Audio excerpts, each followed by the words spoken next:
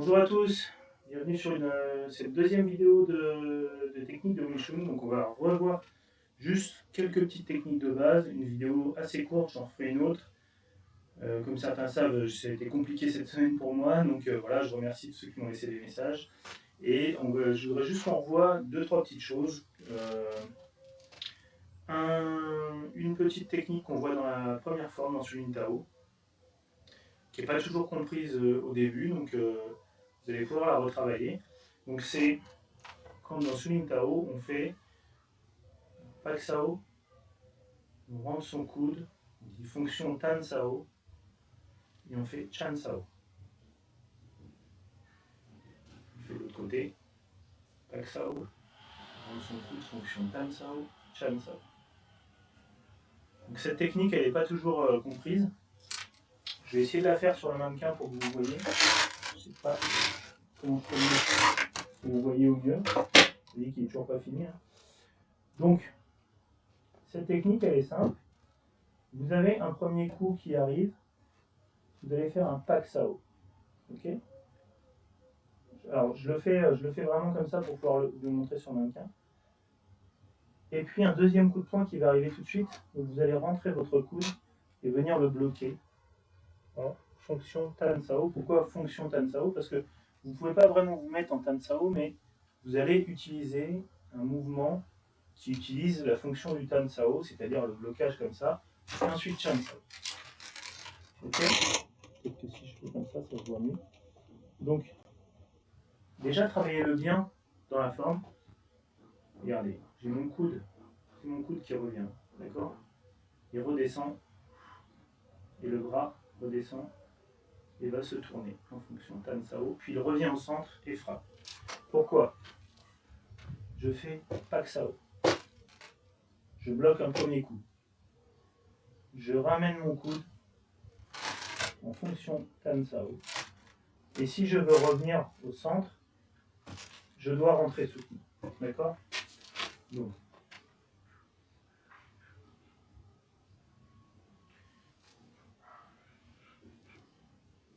sur le mannequin, Pak Sao, je rentre mon coude, je viens bloquer le deuxième coup de poing qui arrive, Chan Sao.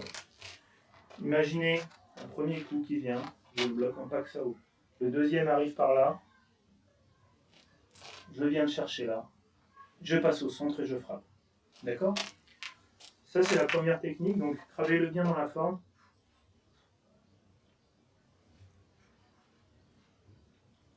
Si vous n'avez pas de mannequin, évidemment, vous êtes à deux à la maison, vous simulez un premier coup, Pak Sao, fonction Tan, Chan Sao. Ok ? Pak Sao, fonction Tan, Chan Sao. Dans la forme, on ne se décale pas. Moi, je ne sais pas, naturellement, je viens me décaler. Naturellement, en fait, je vais faire Pak Sao. Vous voyez, je me suis décalé. Fonction Tan, Chan. Les vraiment débutants, faites le sens décalé. Les autres, vous pouvez Pak Sao. Ok ? C'est un peu un développement en appli de la forme. Donc. On revient ensemble. Pak, fonction Tan, Chan. Ok ? Pak, fonction Tan, Chan. Ça, c'est la première chose que vous pouvez travailler. Deuxième chose, qu'on ne travaille pas vraiment dans... Enfin, si on travaille un peu le Hungot Sao dans Suling, on travaille plutôt dans les formes d'après, mais je trouve que c'est un mouvement qui est bien à faire quand on est tout seul à la maison. Vous mettez en iras, en garde, vous mettez un Chan Sao. Hungot Sao, je tire et je décale mon corps pour frapper en Chan Sao. Hungot Sao, je tire, je décale, Chan Sao. Vous voyez que je me décale à chaque fois, c'est très important.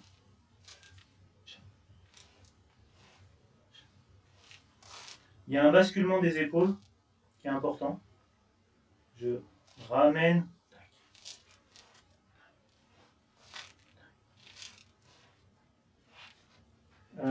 Sur le mannequin, Chan Sao, Hungot Sao, je tire, je frappe. Sao, je tire, je frappe. Sao, je tire, je frappe. Ok?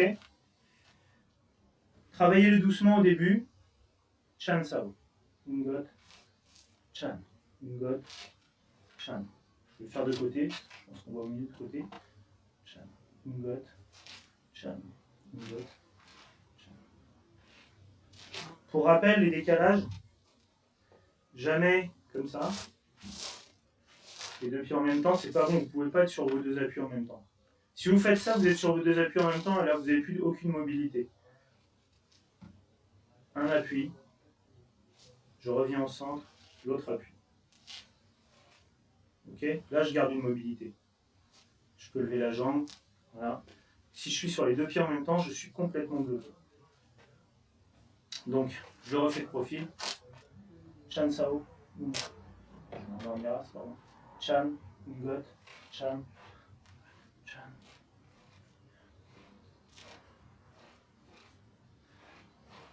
Basculez bien les épaules, allez chercher loin le Chan Sao. Ok. Troisième et dernier exercice pour aujourd'hui.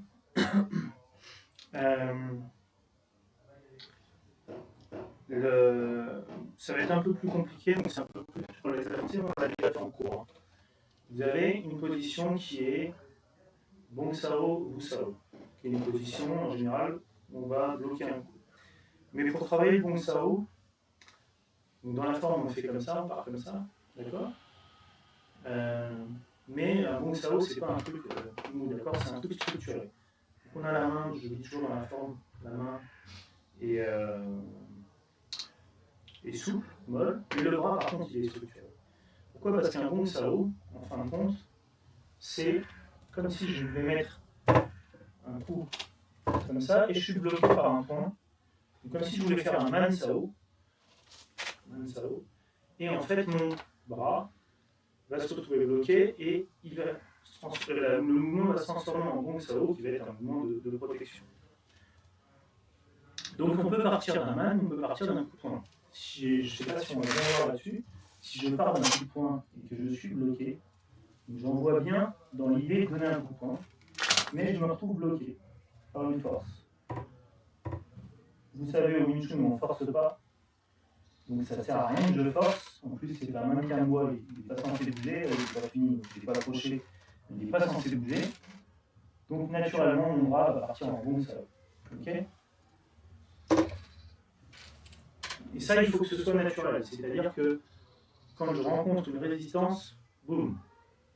Et vous allez garder toujours votre autre main en Wu Sao. Je le fais de côté, coup de poing, Bong Sao. Ok? Donc maintenant, ce que je vais vous demander de faire, c'est le coup de poing. Vous êtes en Bong Sao, vous retournez en Bong Wu, et là, vous vous décalez. Ok? Pourquoi vous vous décalez? Pour sortir du centre. Regardez. Je viens là, coup de poing, je sors du centre. Et je frappe. Ok? Je recommence. Je suis au centre, coup de poing. Je suis bloqué. Je pars en Bong Sao. Je tourne en Wu Sao. Et je me décale. Pour pouvoir sortir du centre de l'adversaire et frapper.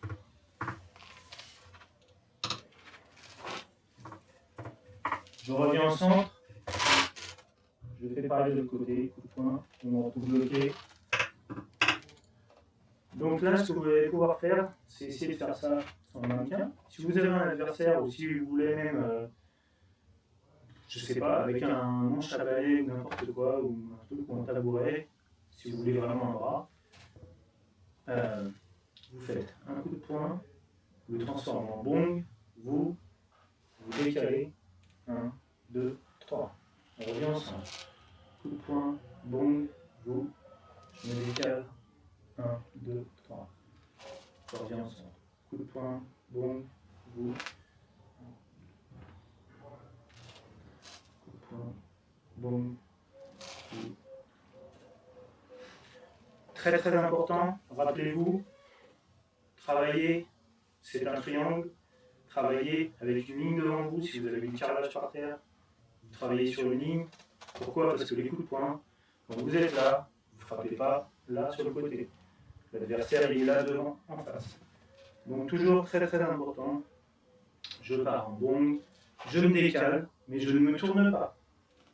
Je suis décalé, c'est-à-dire que je sors du centre de mon adversaire, ok, mais moi mon centre est tourné vers lui.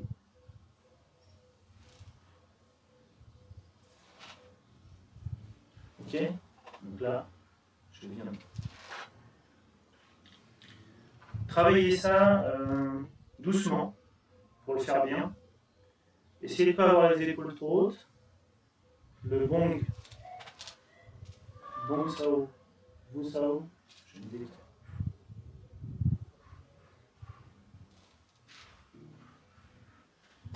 Essayez d'enchaîner un petit peu tout ça, et puis j'essaie de vous faire une vidéo un peu plus longue la semaine prochaine.